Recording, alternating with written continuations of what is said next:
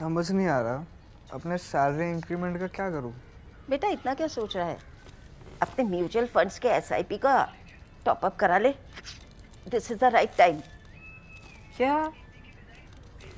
समझ में नहीं आया। बेटा इतना क्या सोच रहा है? अपने म्यूचुअल फंड्स का एसआईपी टॉपअप करा ले। This is the right time. अब समझा।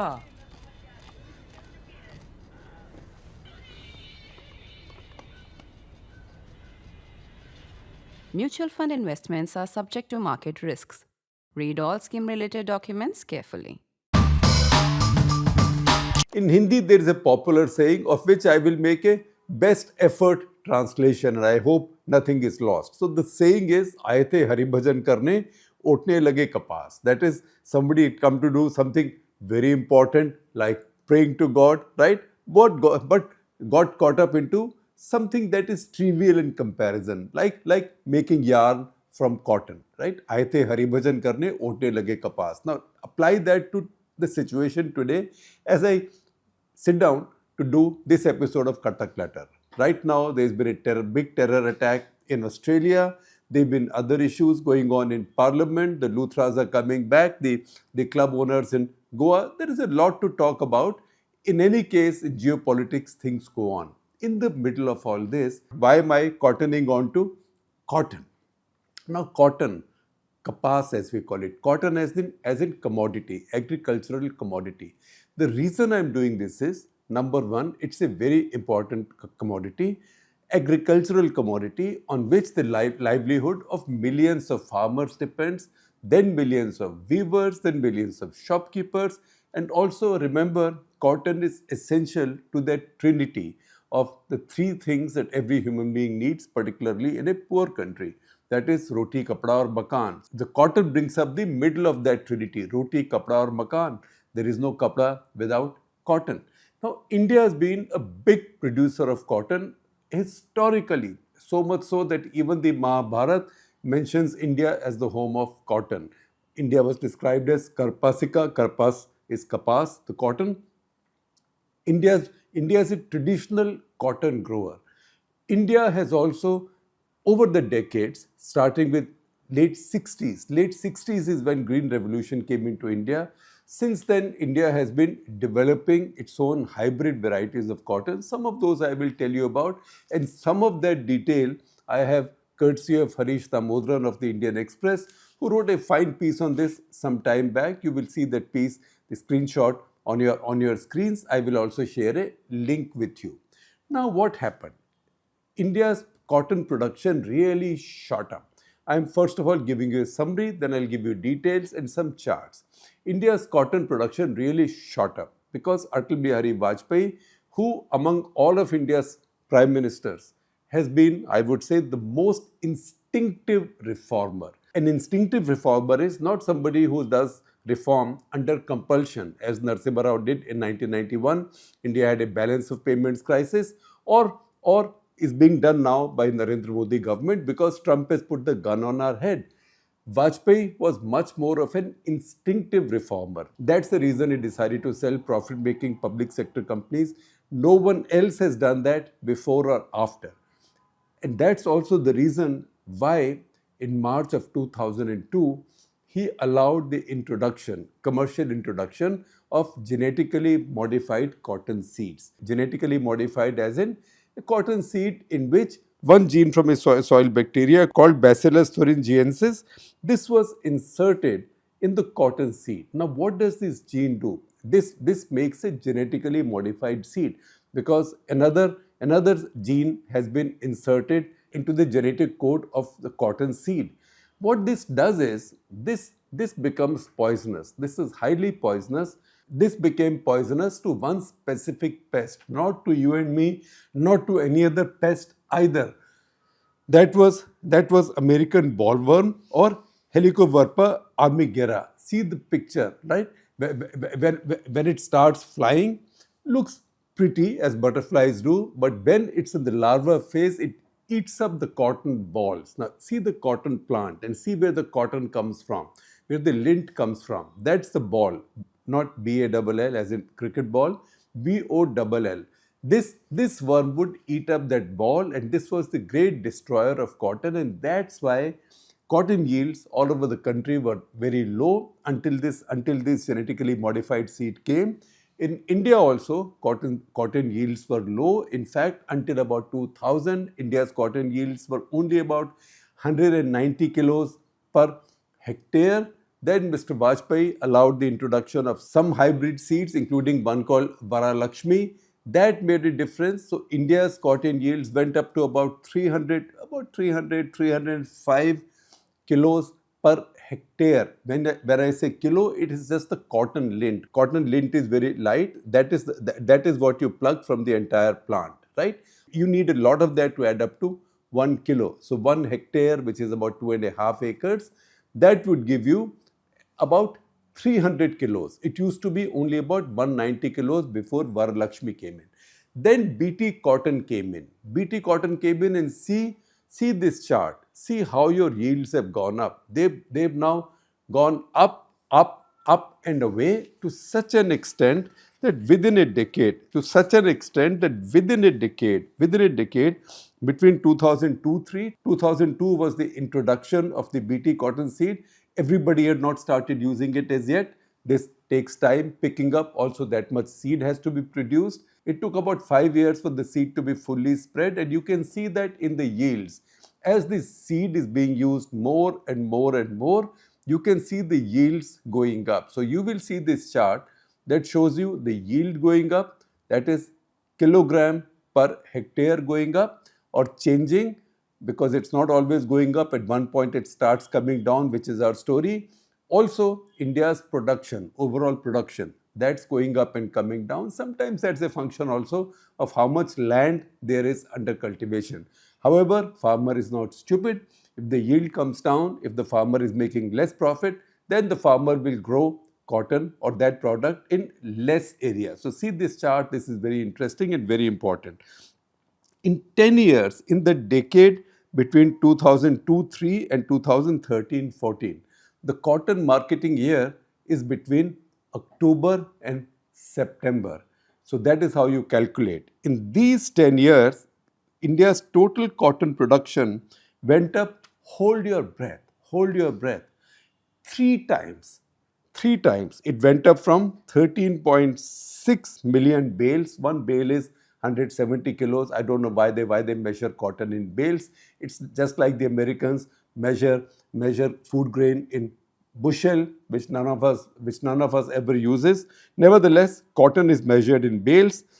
13.6 million bales in 2002-3. Even that's after partial introduction of BT seeds. In 2013-14, it went up to 39.8 million bales. That is 3 times.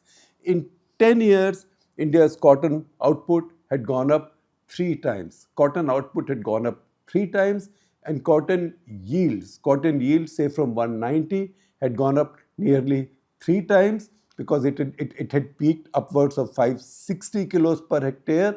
But even starting with 300, that was after the first hybrids, even starting with 300, cotton yields had doubled already within a year. India's cotton story was a revolution. It was a revolution. It brought down global cotton prices. Cotton was a big success story in India. It's also silenced those who came in with great suspicion, scared stories of BT technology, saying this is genetically modified. I don't know, we don't know what will happen. Remember, while this cotton was being produced, the seed from the same cotton, you might say, all right, cotton is not going into my food chain, so maybe I have to worry less about it. But the fact is that the cotton seed is essential to cattle feed in India. You ask anybody who's rearing cattle, a cow, buffalo, whatever, and they will say, unless they put binola is the cotton seed, the animal's food will simply not have fat, malai, butter, ghee, like that. So almost all of the ghee, butter, paneer, malai, lassi that you have in India, all of that has come from cattle who've been fed this quote-unquote scary GM seed. That has gone on for 22 years. Has any of us grown horns like cows and buffaloes? No. So this also helped put aside those fears of genetically modified seeds that a lot of the world has adapted, America being the first, then many other countries in Latin America, the big agricultural countries, Brazil, Argentina, then many countries in Africa, and now increasingly China as well. This was a revolution in Indian agriculture.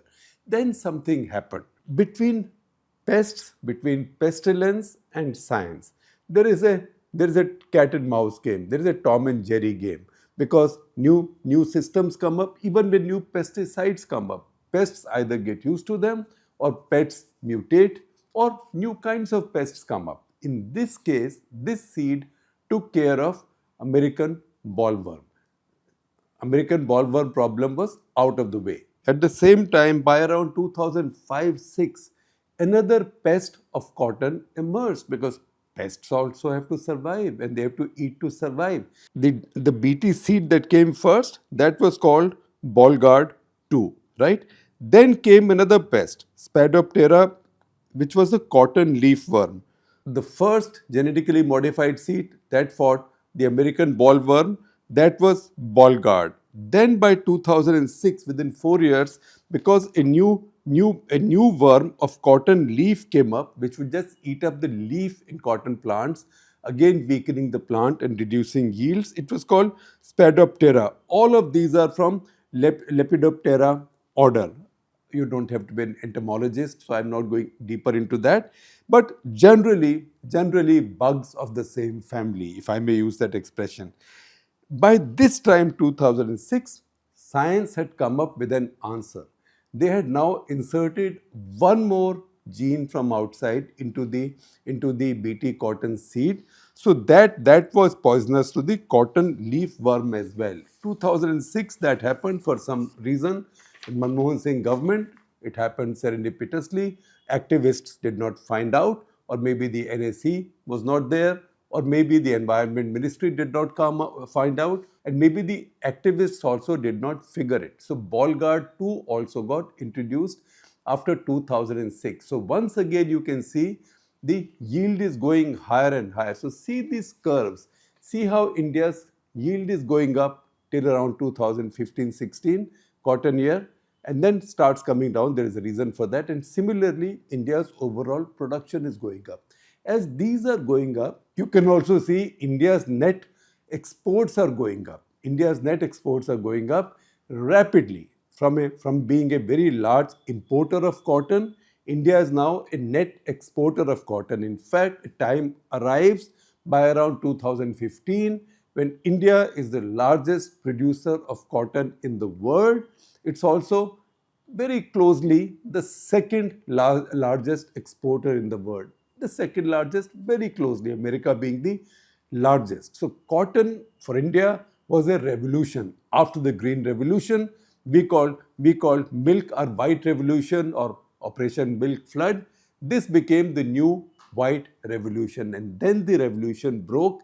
That is the story that we are talking about now, because at this point, India is not just a net importer of cotton, but India imports about $1 billion worth of cotton. It exports a little bit. So net imports of about 600 million, a lot of those from America.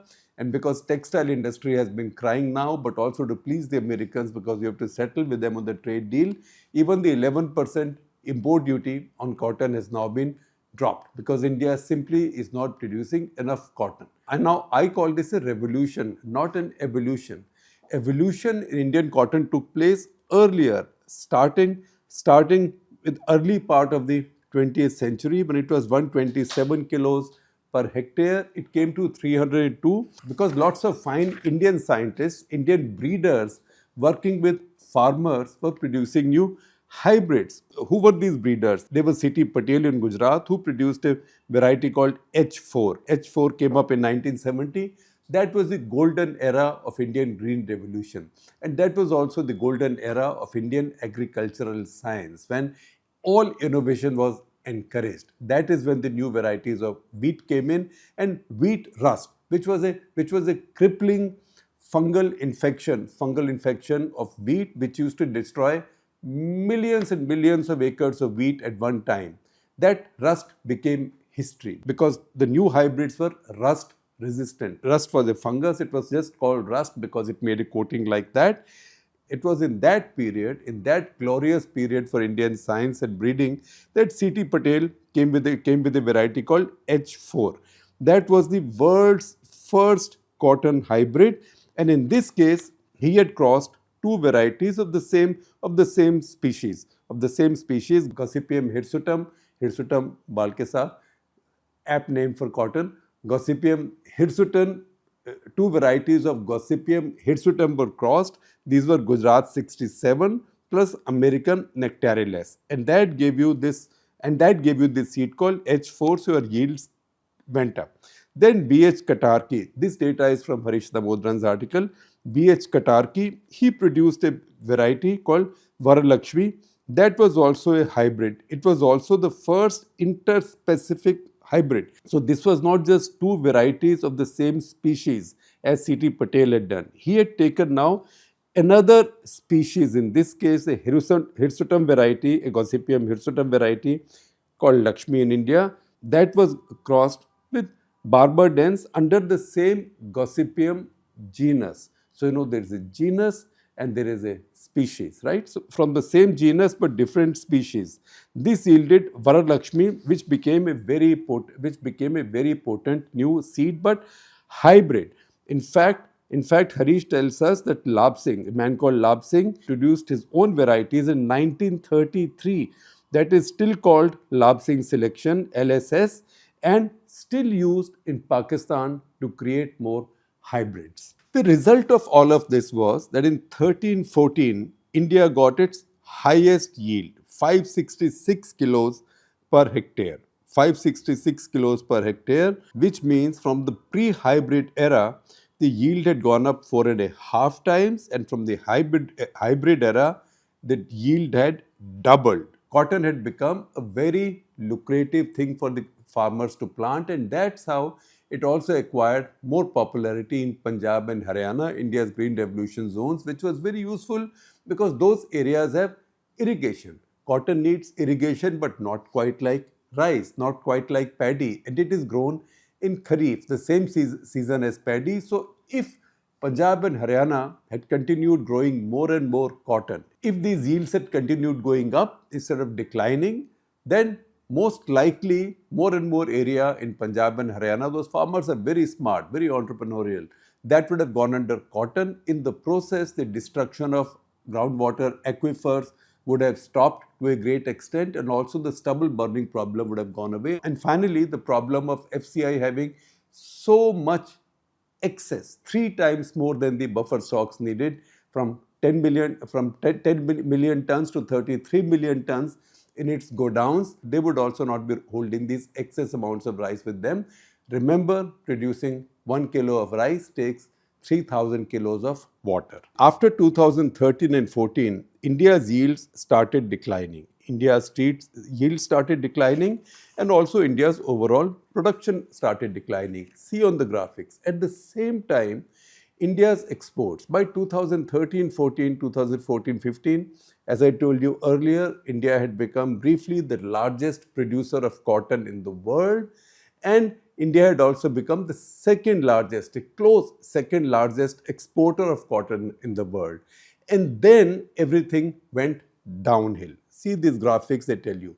How did that happen? How did your yield, which went up from 190 kilos per hectare, 190 kilos per hectare to 566 kilos per hectare, how did it come down to 454 and 440 kilos per hectare? This is a disaster and this is a crisis. I will have to take you back to February 9, 2010. This was the era, if you might remember, when the NAC was very strong with Sonia Gandhi. They were a bunch of activists. They were very suspicious of science. They were very suspicious of economic growth. They thought Indian farmer should always be looked after, always be patronized. Indian farming could never be profit making, right? This was the Povertarian Club. It was at this time, sort of coincidentally, but by way of a bad coincidence, that another BT seed, biotechnology seed or GM seed came up. That was BT brinjal, Bengan. So you can blame bangan for this if you wish to. I know many people, particularly young people, hate bangan or brinjal or eggplant. I love it, but I know it's a polarizing vegetable. Some people love it, some people hate it. Young people mostly do not like it. So you can blame bangan or brinjal. That's the usual suspect. A seed emerged which prevented some pest infestation in brinjal crop, and that was to be introduced in India. Now, Genetic Engineering Approval Committee, GEAC, which was the Government of India's body to give final clearances to these after scientific tests. This was purely a scientific body. They had cleared it. But activists came up in protest. Our environment minister then, Jairam Ramesh, he went to an activist meeting with a garland of various kinds of bangans, various kinds of brinjals around his neck, and then said, maybe we are not ready for this now, this takes more time. He took away the powers of the GEAC to clear these seeds and said that these will be political decisions to be taken in the environment ministry. In the course of time, anything genetically modified was declared a hazardous substance under the Environment Protection Act of 1986. Since then, all innovation in cotton seeds stopped. And you know what? You can stop all of this. You can demoralize your scientists. You can shut down your labs because it catches your fancy like that. You can now say, oh, any future introductions of new seeds will now need wide public consultations. Who comes for these consultations? You and I don't go. Activists go for these consultations. And that's why all seed innovation in India stopped. Meanwhile, you might stop innovating, but the pests will not. More and more pests started coming in. In the process, the cotton yields started going down. And that's why what was 566 kilos per hectare at one point has now come to 440 and is declining. And that's why India is now importing $1 billion worth of cotton, raw cotton. Now, this kind of blanket ban on anything genetically modified has not just hit foreign companies. Monsanto, in any case, was bought over by Bayer. Bayer is not doing very well right now. But lots of Indian groups and scientists also developed biotech seeds. All of those have been blocked. For example, Delhi University, that is something that I've spoken about in the past. Professor Deepak Pentel. So Professor Pentel, his seed in fact has gone through extensive field trials, all monitored by GEAC. Results of this were released in 2010-11. This is 3,285 pages of results with no negative outcome. This has still not been released for commercial cultivation or even in the open because now activists went to Supreme Court, and this current Supreme Court said, we are not quite sure, let's wait for some more time. Similarly, in Lucknow, the Botanical Research Institute, they produced their own genetically modified seed for cotton, which is both whitefly and bollworm resistant. That seed is also caught in the same quagmire because government, in the course of time, and they started with the same Jairam Ramesh era, also said that not only will the GAC or scientists not be able to give any clearance without political clearance, but also for field trials. The center cannot hold field trials anywhere. For field trials to be held, even in the premises or in the land cultivated by Indian Agricultural Research Institute, which is a central institute, even in those lands, before any of the GM seeds can be tried or can be tested, the state governments, the relevant state governments' permission will be required. So you can see how much sand has been thrown into these wheels. Now quickly, if you haven't had enough of cotton, I will run you through some very instructive graphics. So first of all, see the Indian yields. The yield curve goes like this. It peaks in 15-16 and it comes and it collapses, and right now this is about 25 or a little over 25% lower than the peak. I told you it had gone up 3 times from the pre-hybrid era and twice from the hybrid era. Now it is down. In fact, at this point, it's only a little bit higher than the hybrid era. Then see India's exports. It's in lakh bales, so you can always put a decimal and convert it into million. For example, 2008-9 is 35 lakh or 3.5 million. Then it goes up. It peaks in 2013-14 at 11.696. That's almost 12 million bales. That's where India becomes the second largest exporter. And since then, it is downhill. It's now only 7.59 lakh bales. From 116.96, you can say from 117 to 7.5. This is a disaster. Now you will ask me that you are saying that we are still exporting some, so why are we importing? We might be exporting certain kinds of cotton that somebody needs.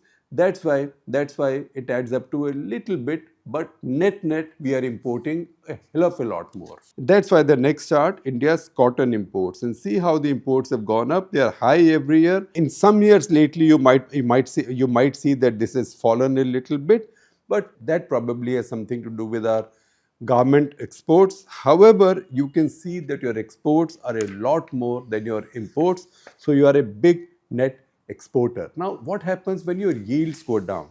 Comparisons are an eye-opener. Look at the big cotton producers in the world: China, India, Brazil, USA, and also just to irritate you and just to wake us all up, right? I will add Pakistan there. China has 9.5% of the global area under cotton. Of all the area under cotton in the world, China has 9.5%. That is 2.95 million hectares. With that, China produces almost 27% of the world's cotton. So with about 9%, 9.5% of the area, it produces 3 times the world's cotton. Per hectare yield is 1,650 kilos. Hold your breath. India in comparison, 11.29 million hectares. That's almost 4 times as much area under cotton as China, which makes it 36.4% of the global area under cotton. China only has 9.4%. India produces 24 million bales. That is two-thirds. That's a little over two-thirds of China, and 20% of global production. So once again, with 9.5% of global area under cotton, China produces 26% of the global cotton. India with 36.4% of the area produces only 24% of the world's cotton. Brazil with just 6.4% of the global area produces 13.8%. So if you just multiply the percentage of area under cotton to the percentage of production, China is 3x, India is a half, Brazil is 2x, US is about the same, a little bit more, 11.6% of the global area under cotton, but 12.5% of the global production. And look at Pakistan. Pakistan has 7.1% of the global area, but 7.5% of the global production. That means Pakistan's yields are more than twice as much as India. So India's yields are now 454 kilos per hectare. Pakistan's yields are 950 kilos per hectare. Now, if that doesn't open our eyes, I don't know what will. Apple to apple comparisons, India's per hectare yield for cotton is 53.7% lower than Pakistan's. Again, you can divide this into 3 phases. A peak phase in 2013-14 when India had 11.7 lakh hectares under cotton, yield at 566 kilos per hectare, and the production was 39 lakh or 3.9 million bales. Then the period of decline, 2013 to 21, when the same area approximately, our yield came down to 400 per kg per hectare, and the total production became 33.5, and then the crisis phase. The crisis phase 2021 to 2025, when the average produces just over 400 kilos per hectare, and the total produce is also down accordingly. That is the crisis that Indian cotton is facing, mainly because of our messed up politics and our irrational view of science. We keep on using that expression, Ludditism. Luddites were people in 19th century UK who opposed the Industrial Revolution because they thought machines were evil and they would go out and destroy machines. The same kind of psychology also prevails among our activists and powerful political classes on the left and the right. The sufferer is the farmer. You know why? Because the farmer really has no lobby. The farmer has people who go and pretend to speak on behalf of the farmer. They are not farmers. They pretend to speak on behalf of the farmers. They have their own agendas, but the farmer in India does not have a modern scientific lobby, no CII for them, no FICCI for them.